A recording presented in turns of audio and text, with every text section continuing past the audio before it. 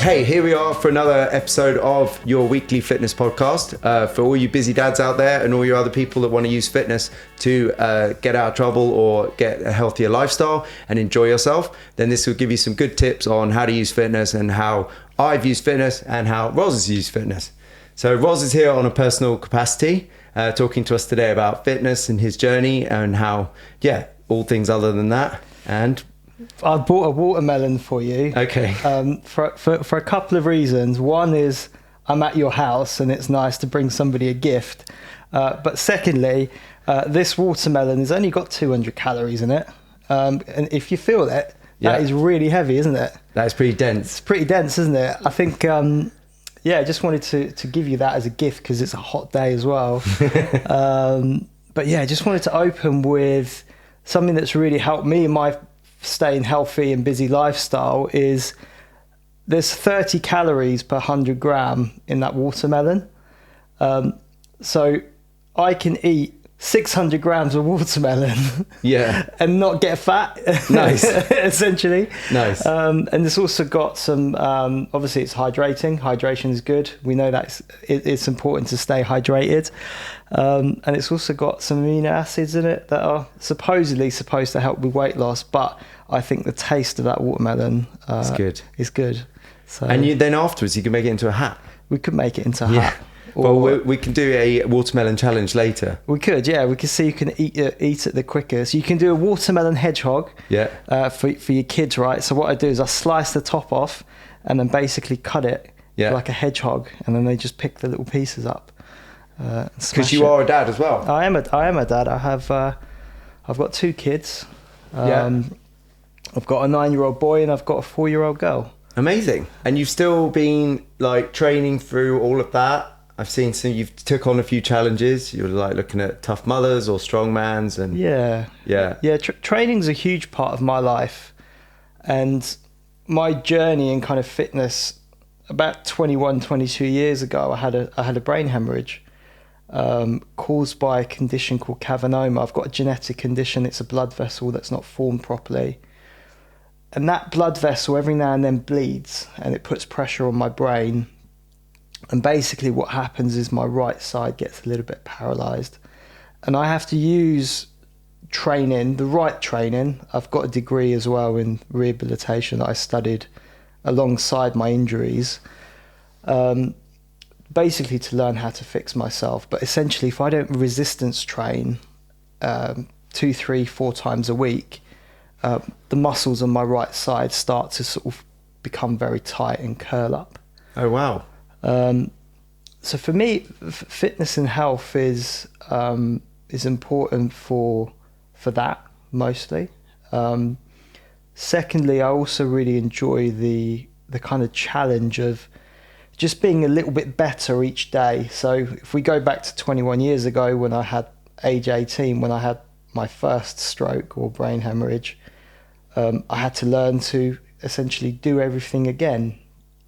And going through that kind of journey and that process, for me, every time I have a workout, I just want to be a little bit better, whether that is a little bit faster, a little bit stronger, a little bit more flexible. I've got insane flexibility in my front squat and my hips, and people always comment, but that's come from like every workout, just wanting to be like a little bit better. I look forward to training. I swim a couple of times a week. Wow. Once a week with the kids, once a week on my own. I go to the gym. I've got a routine which is pretty much like 3 times a week.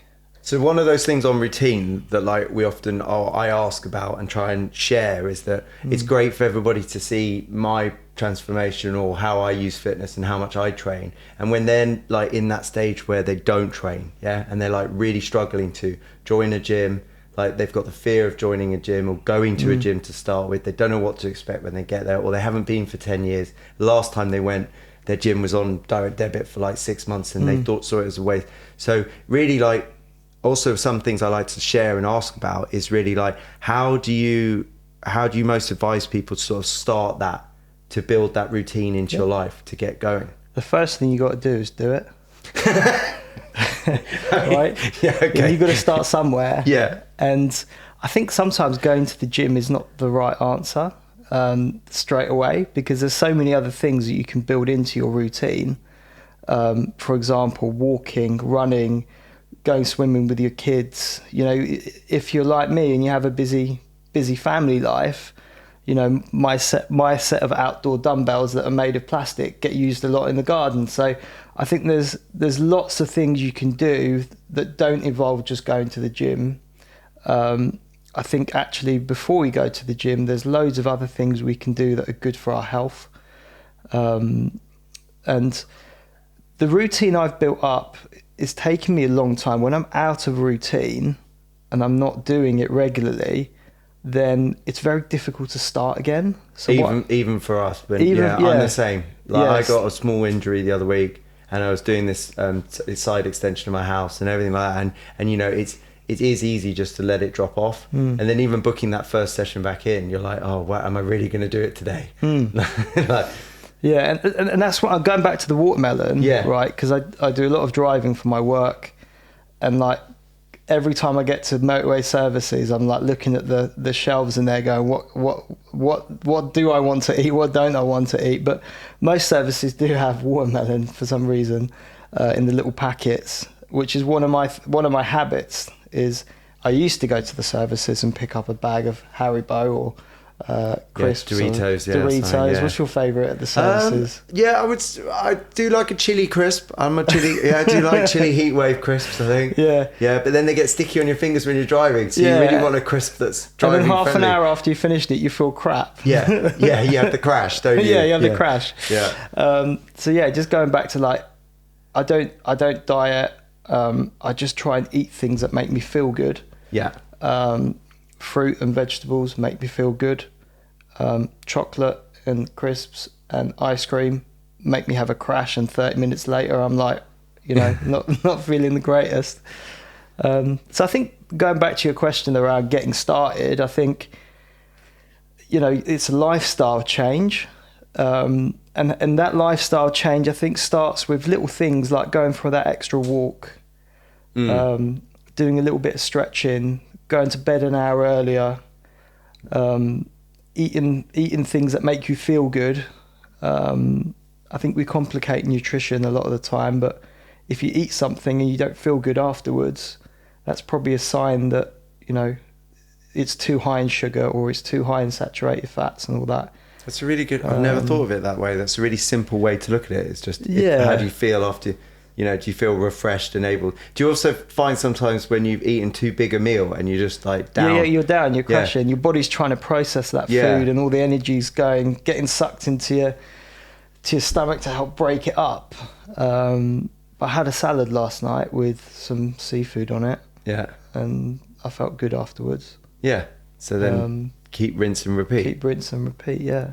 So one thing that has popped up actually, is that a couple of guys I know talking on that cycle, they get into a good routine and then they drop the cycle, they drop the routine, and then they beat themselves up about getting back on the routine. And I think even as much as I go to the gym and stuff like that, I equally can know that like it's great to have a 5-day routine, or you know, but it's also fine to take a couple of weeks off. I think even a lot. So I do end up at the gym 4 or 5 times a week because that is where I work. Some days I will skip my weight workout and just have a swim, and that swim might only be 10 lengths, and that's enough for that day. Some days I'll look at my training plan and I think, actually, I'm not quite up to this today. I'm going to adapt it a little bit, and maybe I end up doing something different. Yeah. Or but you're still moving. But I'm still moving. Or like this morning, I felt like I felt invincible. So we did a much longer session, a much longer training session with a friend of mine. And, nice. You know, I think going to the gym with other people is really important. I think so having community in a group of mates. Having the community, doing it with other people, I think that's important. That's why I think group exercise is so powerful. Yeah. You used to be a spin teacher, didn't you? I have been. You have it. You still are. I still am. Yeah. And a good DJ as well. And a good DJ. Yeah. Because obviously spin, you got me into teaching spin for a bit, and I used to love it. I think I took over the famous Friday slot for a bit, and I spent more time probably planning my set list for music than I did about the actual workouts, because it was just so much fun to be in a group, like just listening to good tunes and just trying to push like up these never-ending climbs or sprints. Yeah, music is a huge part of my fitness as well. Listening to music, I think also with my own kind of DJing, which I started in lockdown, just as something I wanted to learn a new skill.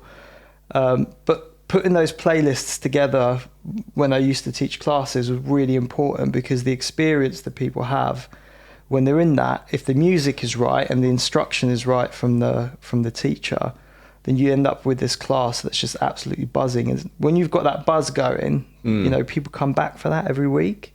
Yeah. And they look forward to it. And when you look forward to fitness in your week and you look forward to that class or whatever it is, then you're actually more likely going to make it a priority. You're going to make sure you turn up and you're going to get, have a good time.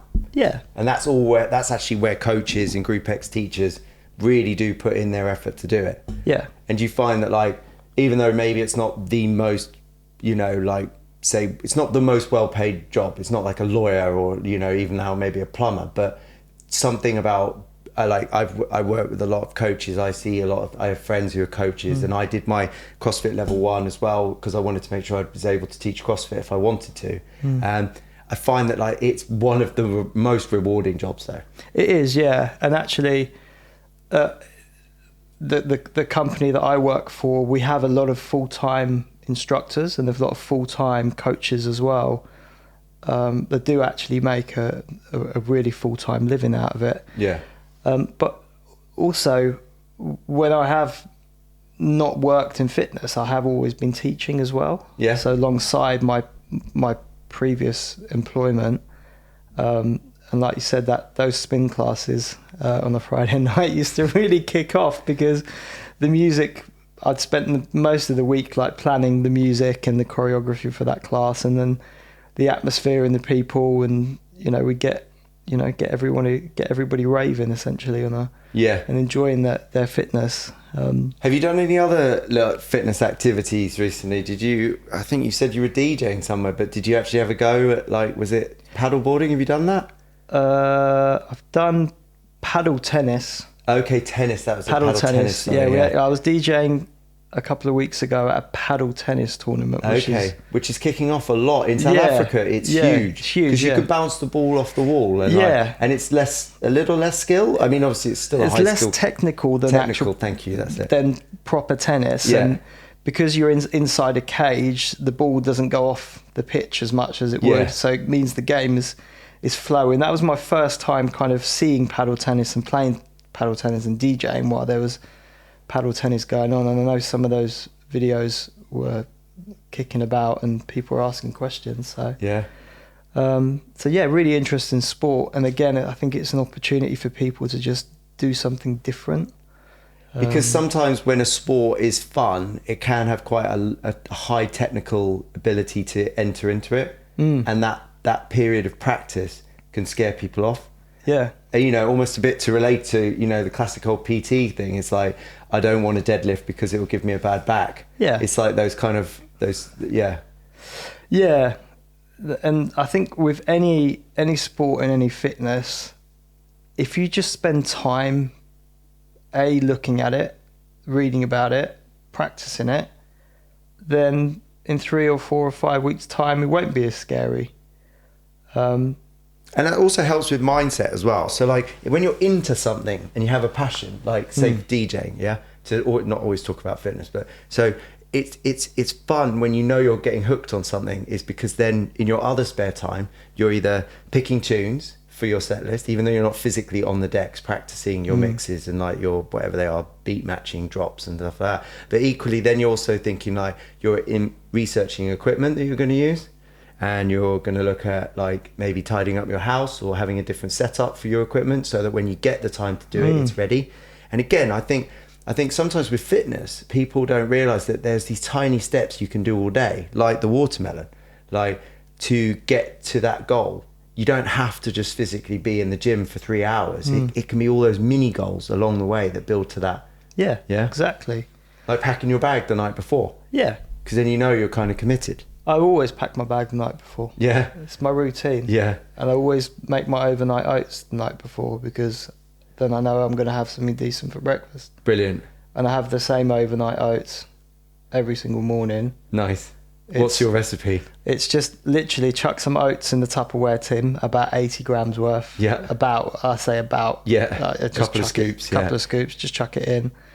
If I've got iced coffee, I'll pour iced coffee over the top. Ooh. Right. And then I'll chuck a handful of Tesco's mixed berries on top. Yep. Put it in the fridge. Yep. And then most mornings I'm up and at the house 5:30, because of my travel that I do for my work as well. Generally, I'll do a couple of hours or an hour of driving. Wow. To get to where I'm going.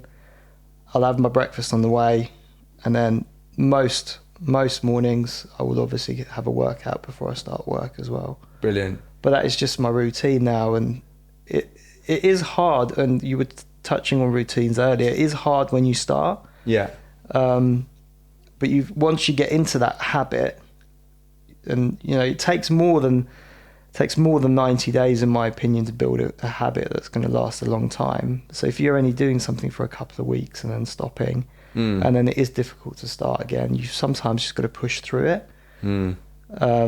What do you think, say for example, about like if someone's doing a weight loss, because you were a big PT back in the day, so I'm sure you can dig out your brain waves of like your old challenges used to, but what do you like, some of the classic cliche things? We can knock them out. Let's try and do them in a speed round, right? Okay. So what do you think about weighing yourself every day? No, don't do it. No, don't What's do the it. Point? What's the point? Okay, fine. What's the point? I think before you weigh yourself every day, pack your bag the night before, prepare your breakfast. Okay, I like and that. If you have a good start to the day, the rest of the day will then flow on. Brilliant. Okay. Don't get hung up on numbers. Your body composition goes up and down. Fine. Ultimately, I think it's more important that you exercise because you want to feel good.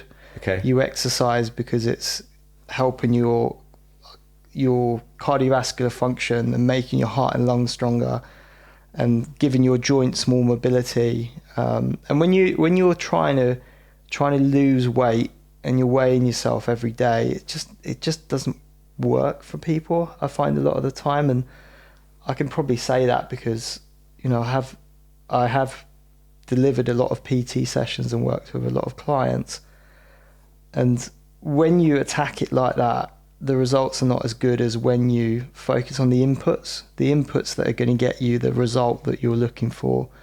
The little behaviors around having the right thing for breakfast, around making sure you're carrying a water bottle, making sure you're not stressing about going to the gym, and you're going there because you're going to connect with people and maybe learn a new skill in a certain class you're going to, or that's when it becomes infectious. And I think when fitness becomes infectious like that, and you're trying to just make those little improvements in that way, then the weight does come off. I find when you're not thinking about it. Right. Quick fire though. Next one, okay? Apple cider vinegar, yay or nay? Have you ever done it? It's a nay then. Is this like on a night out or something? No. It's just funny fitness things, because I just thought of this while I'm talking to you. So that's a no. Okay, fine. So then all the gear and no idea, or just rock up in like, old trainers and just, like a raggedy old t-shirt. Old trainers, raggedy old t-shirt. Deal. Okay, keep it quick. Yeah, let's see if I get one more. So what's your favourite movement now, yeah? Is it going to be deadlift or something overhead, shoulder to overhead? No, I just like hanging. You just like hanging now? Like hanging, yeah. Just at the minute, I'm just enjoying hanging from a pull-up bar and seeing how many minutes I can go for. Amazing. And have you seen, there's actually one now where you hang and then you hold a dumbbell as well. There's some challenge about that. Yeah, I probably need to look into that a bit more. But I think right now I'm really enjoying just hanging from a pull-up bar and then really focusing on my scapular and shoulder activation to for stability more than anything. Yeah. Does that help with your shoulder and your arms as well? Yeah. I massively find that the strength I'm building in that is carrying over to other things, because my grip is essentially able to maintain maximum grip capacity for a lot longer. Was that from the stroke then your grip starts to go, or it curls in, you said? Yeah, obviously from the stroke, I think anything that does muscle activation as opposed to just strength training as such, but so it sends those neurons down the nerve constantly. Yeah. So it keeps it fully activated. Yeah, and actually strength is dictated by your central nervous system sending a signal to the muscle. The muscle then contracts, and then anything you can do that's like inhibiting that contraction of muscles. Okay. Trying to keep things simple here. Yeah, please do. is basically going to make you stronger. So when I do go over to lifting, for example, and I do enjoy lifting, I'm finding that, my grip is a lot stronger, and I'm able to, essentially move forward in my quest of being the better version of myself. And for other guys maybe and ladies at home and stuff, or maybe what about, how do you think about training around an injury? So I find as a coach and a PT, it's a really tough conversation to have, because you can see it coming. You see them walking over to you, they're already 5 minutes late for the session, and they're like, oh, I fell over at the weekend, or I've done my hip, or I'm just not feeling it today. Now, there's a difference between just not feeling it today, because normally a good coach or PT will get them out of that quite quickly. But what's your thoughts on training around injuries and keeping that momentum going? I've always trained with injuries. Yeah. Because I think there's when I've broken my right ankle. Right, how did you do that? Jumping off a castle wall. Okay, it's very similar to my other podcast guy. Yeah. Then there's still loads of muscle groups that I can train, and I still continue with that routine of health and fitness and going to the gym regularly, because I can work on my upper body, I can do pull-ups, I can do seated press, I can do any of the machines that are static and seated. And it keeps that routine of going, stops you from sliding off the scale. Yeah. Because it's almost like putting on a kilo, I swear, it's not science, by the way, but putting on a kilo of fat probably feels like you can do it in a week, and getting it off feels 7,500 calories, I think, in a kilogram of body fat. Yeah. So that's not that much when you it's like 600 extra a day. Yeah. Which could be like 2 pints, or it can be a bar of chocolate, a big bar of chocolate, or like a tub of ice cream. But also just not burning any, because when I've done step counts as well with people, another easy way to sort of track as well. Do you like steps? Do you believe in the steps every day, 20k a day, or do you think that's still, I think it's useful. Yeah, it's useful. It's useful. It shows you whether you're moving or you're sitting down not doing anything. And I think it's amazing how some people can literally only get, I think somebody showed me, the best I saw was they got 2,300 in a whole day. So they were working from home in the house, just that's it, up and down 3 times to their desk, and then go to bed, and that was it. And that doesn't burn anything. No, but they can maybe do a 20-minute little YouTube HIIT class. Oh yeah, 100%. And then that would ultimately take them from 2,000 steps maybe to 5,000 steps. Oh yeah, of course. And then you also get but what I was saying is that we were talking about 7,000 calories a week theoretically can put you a kilo over in body fat, and therefore if you only had 500 calories extra a day, plus you're already running in a negative, not a deficit, so you're actually not even consuming your natural BMR for the day, whatever it is, not BMR, what is it, your natural, what it is, your calories for the day, then you're slipping so quickly. But I can't even think, how did we end up on that? We were just talking about something about calories, wasn't it? Calories, yeah, boring calories. So we've talked about training around an injury, that was it. So it's just keeping in the gym. And then so other fun stuff, so I don't know, training with the kids, have you done that? Yeah, so me and my son, we particularly during the pandemic, used to work out a lot in the garden. Amazing. Just doing like shuttle runs, skipping. Yeah. When we go to the park, which is generally once a day, if it's the weekend, during the week probably a couple of times as well. Normally what I'll do is, while my son's playing football, I will walk and do 3 laps of the park. Oh wow. Just like speed walking, because he's playing football with his friends or whatever. So yeah, I think there's little things like that you can bake into your bake into your day, which make a huge difference actually. Yeah. So we got good watermelon, habits of good food, picking the right food. Foods that make you feel good. Yeah. Foods that make you feel good. That's it. Keep it super simple. Don't worry too much about the calories or the macros. Just think foods that make you feel good after you eat them. Yeah. Good music. Yeah. Training with other people and group X. And then baking in some extra steps during. Yeah. That's pretty good.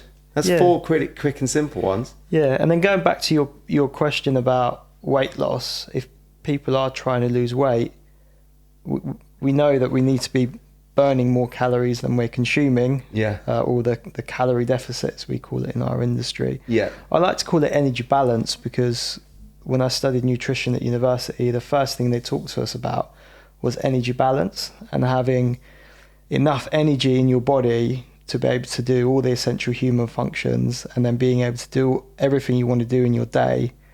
And then if you have too many calories coming in and not enough burning, that's when your body starts to store body fat. So I like to think of it as, energy balance for me is about, am I getting enough nutrients and things that make me feel good and that I'm able to perform at my best? And perform at my best is like, if I have a week where I've eaten really well, normally on a Friday, Saturday, I don't feel tired. Yeah. I feel energized and refreshed.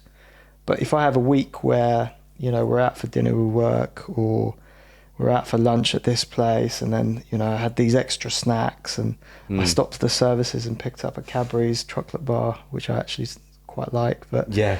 And then all of a sudden on the Friday night, I'm starting to have this like weekend crash. Yeah. So just exhaustion. Just and, exhaustion. You drag in the morning getting up, and sometimes you even have a headache. Like, you can wake up. So I don't drink anymore, and occasionally I notice when I've had a bad day of diet the day before, or not hydrated properly, I'll wake up the next day like with a bit of a headache, which is not like, it's a bit weird, because then you're like, well, I haven't got a hangover, so must be something wrong with my nutrition. Yeah. Or it's kind of funny that but yeah, so energy balance. Think about eating to make yourself feel good. And if you're feeling good and you're eating the right things, and most people, I do have a nutrition qualification, and we could sit here and talk about all the intricacies and complexities of nutrition, but I ultimately just think that people need to eat things that make them feel good. Yeah. And what about creatine then? Because you are a bit of a scientist then. Yeah, so if you are into weight training, if you are into weightlifting, if you're into CrossFit, then creatine supplementation is something that a lot of people do. You normally have sort of maybe a scoop before you work out and a scoop after to top yourself back up again. But I don't really think in the context of busy dads trying to get fit that is necessarily essential. Well, Andrew Huberman's saying that like it obviously increases now in mind. It's also got mind skills to it as well. Yeah, so there is some research that came out, and I need to look at it a bit closer. Yeah. That says that in terms of the neurofunctions of the brain actually being enhanced with the supplementation of creatine. But there's creatine in, foods that we eat as well. Yeah, someone was telling me that about L-glutamine. So I worked with one coach, and he was saying, you take L-glutamine, and then I've spoken to this lady I know in South Africa, and she's really big on smoothies and shakes and diet and nutrition. And she was saying that you're probably getting enough glutamine in your diet, Rupert, already, because it's already in 90% of the meat you eat and stuff. So it's only really if you were maybe on a vegan diet, or I didn't quite get the full science of it, but if you weren't on a full 160 grams of protein diet, you probably don't lack glutamine. But yeah, so, and then another thing I wanted to talk to you about, you were saying obviously about training before work, right? So regardless of what your job is, and I mean, you obviously have taught me loads in my career of knowing you, and helped me get really good at sales, because separate to what your job is about, you're really good coach and teacher and a boss. But one of the things for people obviously at home as well is that I find is that when you say you're really busy with work and you've got such big projects on and stuff like that, do you not find that you also, like when you're doing maybe a big long run, is that you reach a maximum point of where your productivity is just plateaued, right? So whereas if you then do a workout before your day, even if it's going to be a shit of a day, do that 15-minute workout. Do you not find it just gives you, especially when you've got people taking energy from you all day, do you not find that it makes your morning meeting when you've got to go stand in front of, like, I don't know, 10, 15 people and you've already done a 15, even 10 lengths, as you said, do you not just feel way more buzzing and ready to go? Yeah, I do. Yeah, Yeah, it is definitely. amazing, isn't it? Yeah, definitely. So I think regardless, even if you're not trying to like lose weight or build muscle or put yourself under those pressures of needing that straight away, even if you want to increase your productivity at work, exercise could help a bit. 100%. And when we look at like performance coaching, particularly of people that are in very stressful and senior roles, exercise is part of that. I genuinely believe that if you manage your time the right way and you delegate and you use the people around you, you'll always be more effective. And actually, the times where I've been at my least effective at work have been the times where I'm trying to do everything myself. I'm not delegating tasks to other people because I don't think they're going to do a good job. I'm not exercising.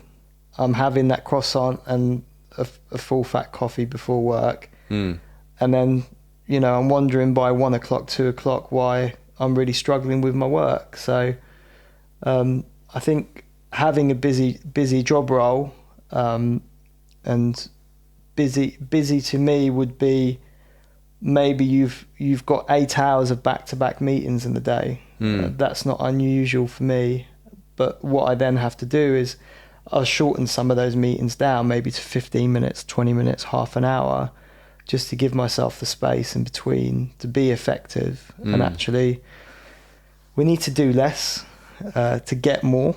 And a lot of the time I find people try and tackle too many things, and whether it's in fitness or in life, they tackle too many things in one go rather than trying to do 4 projects at the same time. I'll just do 1 project and I'll do it well. Actually, I'll tell my boss that these 3 are eventually going to get done, but they'll get done at this time because I'll pick the most important one first. It's like an Eisenhower. Have you heard of an Eisenhower matrix? Yeah. You know, like the cross and like it's like urgent, immediate, not. I use that. Yeah, I use that a lot. I've never really fully. And my friend keeps telling me I needed to do one, especially when I'll give you a copy before I go. Yeah, okay. I've got it. When I took this venture to do this back into fitness again, like I did have a bit of a business coach as well, to get onto this online thing. And like, it is so funny how they, you know, especially also maybe with PTs or anyone going into setting up their own business, is that, you know, you think, okay, I've got to get a work phone, I've got to get a separate number. But then, you know, 6 months down the line, all your close clients are going to end up having your own personal number anyway. So that was a waste of time, right? Then you think, okay, I need a cool logo. Well, no, you don't. You need to just focus on delivering good sessions, right? And get good word of mouth, because good word of mouth is going to look way better than a logo, you know? And then, I don't know, it's funny. It's like you said, it's like you take on a task and you think, okay, I've got to do all of this, you know? And then you forget to just do the basics, you know? Yeah, the basics. Yeah, huge. Even if you're running a marathon, like loads of people I speak to, they're always like, I've signed up for a marathon or a half marathon. I'm like, great, how many times you run this week? Yeah. And they're like, I haven't managed to yet. And I'm like, well, you might want to do that first, before you look into optimizing, you know, obviously all those bits help, but it's like strip it down to basics sometimes. Yeah. I've obviously done a few marathons. And have you? Yeah, I have. And I've done ultra and mega as well. Oh, wow. I completely forgot. I remembered. Yeah, I completely forgot. Yeah, so essentially, I think when you're trying to run a marathon or prepare for a marathon, the first thing you need to do is go running. And I know that sounds not buy new trainers. Not buy new trainers or not buy the latest kit or something like that. Most people have got adequate trainers in there. I mean, it does help to have the right footwear once your distances start to go up. Yeah. But I think if you are looking to do the marathon, I think I'm in the ballot. I'm waiting to find out. I think the main thing though is until I get the confirmation that I'm in, I'm just going to continue to do a little bit of running in my training sessions, Okay. and just build on my distances each week. So Sure. if you're doing like, I don't know, let's say you can do 2K this week, maybe next week I do 2.5K. Yeah. Maybe the week after I do 3K, and then maybe the week after I don't feel like running, but I'm going to walk the distance. Amazing. So I'm still moving, you know, and that's, you know, those habits I spoke about is, if you are running a marathon and you don't feel like running, well, go walking, because it's still the same movement pattern. Well, because you'll probably end up walking on the day. Yeah. There's a couple of these Instagram, YouTube videos going around which do kind of show that sometimes, obviously, and I'm going to sound like I'm contradicting myself here, that sometimes people do build up these movement patterns. They forget that actually your body can move. Like, okay, it's going to really hurt if you run a marathon, but you'd be surprised if you went out shopping for the day or in London and, you know, go to a few museums and stuff like that. You come back and you've probably walked like 8K without even realizing it some days. You can walk a marathon in 7 hours. Yeah. And yet your brain will tell you, if you try to run it, you'll suddenly be like, I don't think I could run that in 7 hours. Yeah. You know what I mean? Yeah. And it's like, you see these young lads on YouTube and they challenge each other to do a marathon one time from minimal training, literally like, let's go do one on the day. The first time I did an ultra marathon. Yeah. First time. And like ultras, it was basically 2.5 marathons in one day. I finished it in just over 17 hours, which doesn't count as an ultra because I think the time cap for it to be an ultra is 15. I know. But I literally, at the last 3-4 kilometers, I was walking. Yeah. And there's another guy speed walking, and he caught me up, and he was about to overtake me. So I started speed walking with him, and we got chatting. And he said that he started the race walking. Yeah. So he hadn't run any of it. Wow. So I'd been running, walking. I see what you're saying. And yeah. this guy, and he was his third or fourth kind of attempt at an ultra, so he knew what he was doing about how he was pacing it. But wow. He'd essentially walked the whole way, and I'd been running, walking, but he'd caught me up, and he if I hadn't put the effort in, he would have overtaken me, and he hadn't run any of it. So I think with marathons, there is a London Marathon walking app you can do separate to the marathon. So on the day of the marathon, you get their app, and then you essentially can do your own route walking. Yeah, or running. Yeah. No, my neighbour did it. Yeah. He did it the year before, and then this year he got into the actual one. And you can actually do the app at exactly the same time as it's on, so that you're feeling like you're getting live updates and stuff like that.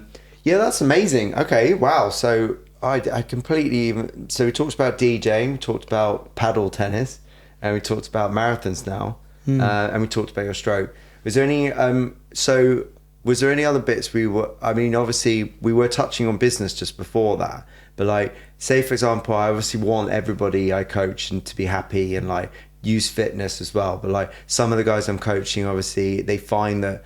Well, I've noticed that when you get into a funk with like, you know, it's hard to like maintain busy time with the kids, or like, you're maybe not feeling like you're earning as much with your job and you don't want to push for a promotion, would you have any sort of, you were talking earlier about optimizing your day, how you sometimes shorten some of your meetings, build back time in your day, but do you have any other sort of thoughts on like what's good tips for being successful in business or getting out of a funk to be more successful at work? Yeah, so going back to the topic of busy dads, I think the most important thing is that, when you get home after work, that is your most important part of the day. And I think if your work is putting you in a place where you are too exhausted to get home and, have a good environment at home with your kids and put effort into things like the cooking and the shopping and the cleaning and spending time with your kids. I've got a rule as well, which is every day I try and spend 60 minutes of my day where possible with my kids. Amazing. Whether that is going to the park, playing football,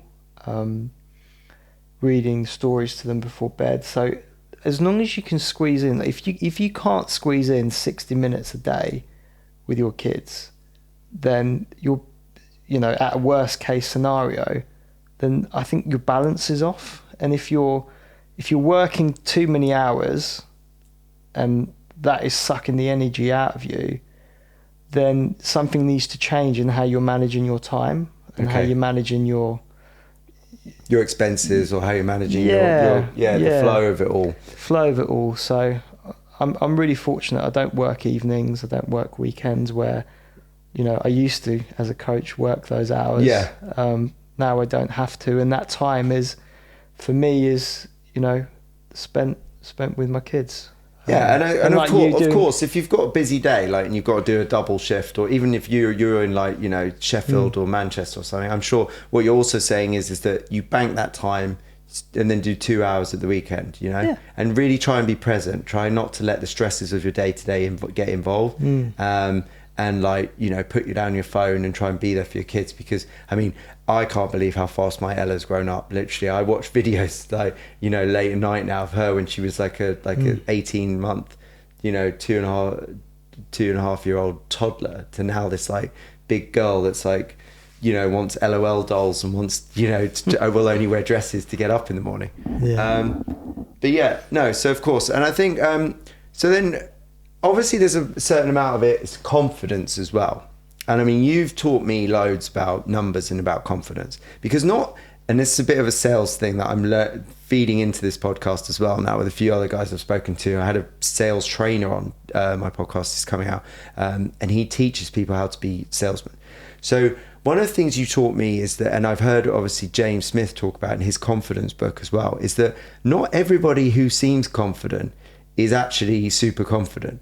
They're applying a technique of numbers and following a sort of routine, which is so. I remember when you once told me that I had to go and say hello smile to 100 people, say hello to 50 people, and I just thought you were mad. I was like, this guy is setting me up. He just wants to make me look like an idiot, right?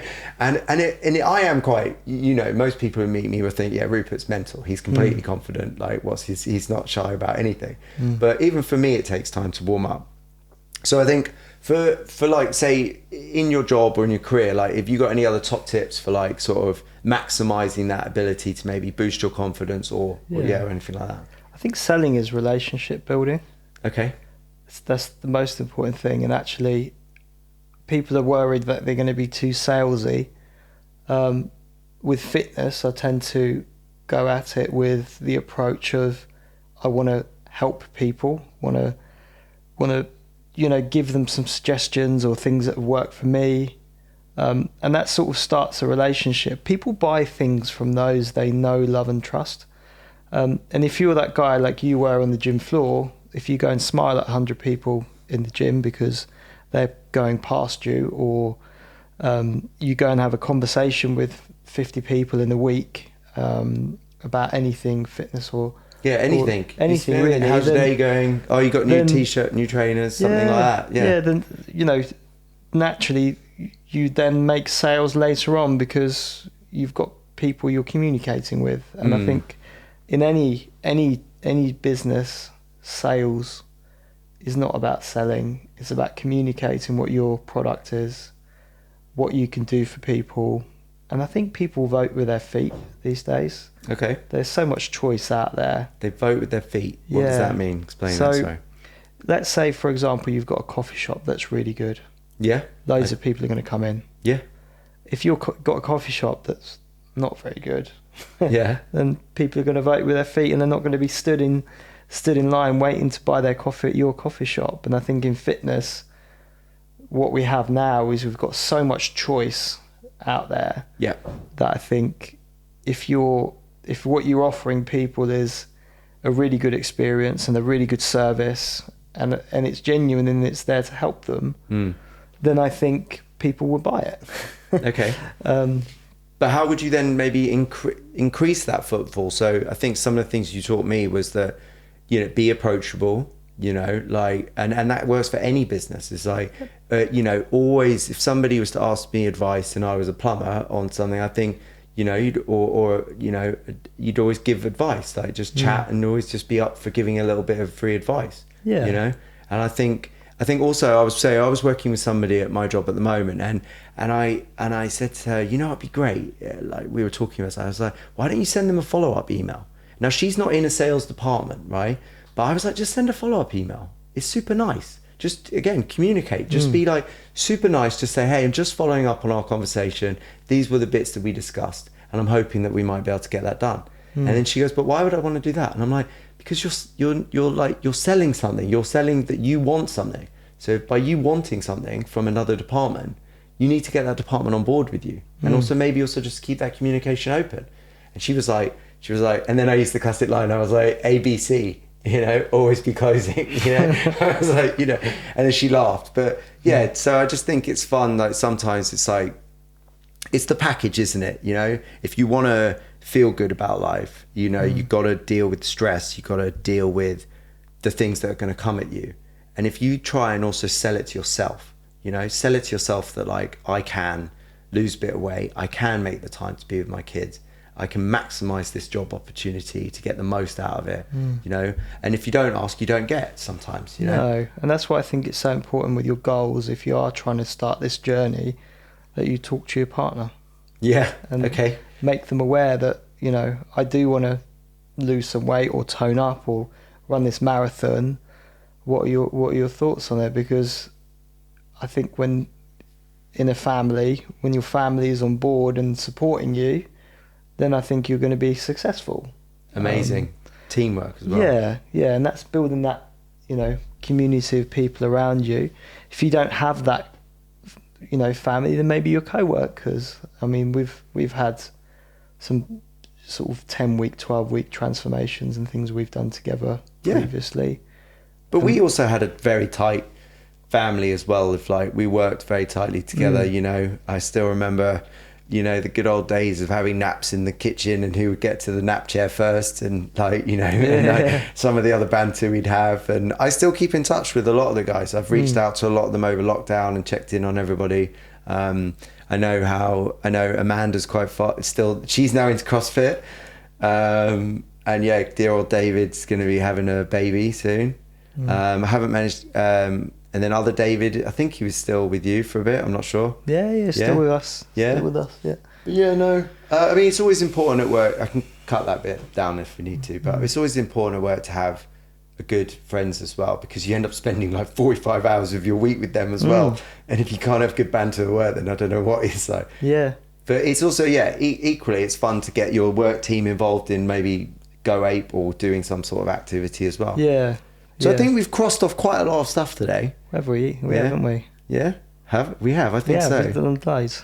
Yeah, we've done loads, and I think now, because otherwise it'll take me 3. And otherwise, if I get you back on again, then we can talk about fishing. Oh God, no! No, that's a whole separate podcast. That's a whole separate podcast. Carp fishing. Yeah. My friend's into trout fishing. Is he? I didn't know the difference. He's making a trout fishing video, so I can put you in touch with him. Yeah. He'd be my new best friend. Yeah. Why have you taken it? He does fly fishing, but you're a carp fisherman, aren't you? I've done a bit of fly fishing. Yeah. He was telling me it's like the way you got to pretend to be the fly. Yeah. You got to just gently come across the water. Yeah, that's another thing as well. Is like having my fitness has always been my second hobby. No way. Yeah, it's actually my second thing. I think fishing trips, fishing holidays is where when I was a kid in the summers, I'd go and spend time at my uncle's place in Finland. Yeah, wow. We would go. He's a fishing guy. We would go fishing, and for me, that's about escapism. It's about being with nature, and it's about doing something that's completely different to what you do every day. And I think when you have hobbies, like it's good to have hobbies, is what I'm saying.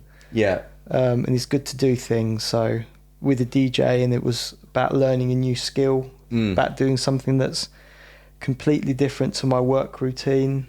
Also mentally, that's challenging me to learn a new skill. Do you think people maybe also like they might be like, again, looking at a massively packed schedule, the cost of living going up, and they think like you can kind of get lost between having your kids, and then you've done the marriage thing, you had the kids, you got the mortgage. the last thing you would think about at like 35, 40 is like, oh yeah, I'm going to take up a hobby. But actually it's so rewarding, isn't it? Like I built my shed. Yeah, I need to go have a look at that. Yeah, let's go have a look. I want to see how you've done the cladding on it. Yeah. Well, the nail guns are fun. Yeah, I think that fitness is fun. Having a hobby is great. And if there's, anyone out there that's, struggling to fit these things into your day, just start small. Yep. A 5-minute walk is, that's a starting point. Eating a little bit better, that's a starting point. Maybe you forgot to drink water all day and you've got home in the evening and you drink a bit more water just to top yourself back up. That's enough. Those little improvements add up. And I think we're probably sort of, my summary of this podcast will probably be that if you can make little changes every day, then at the end of the week, they'll all add up, and just take it from there, really.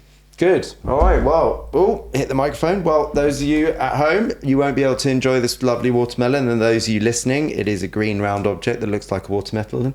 It is a watermelon. It is a watermelon. All right. Well, thanks very much for listening, and we'll see you all again soon. Cheers, guys.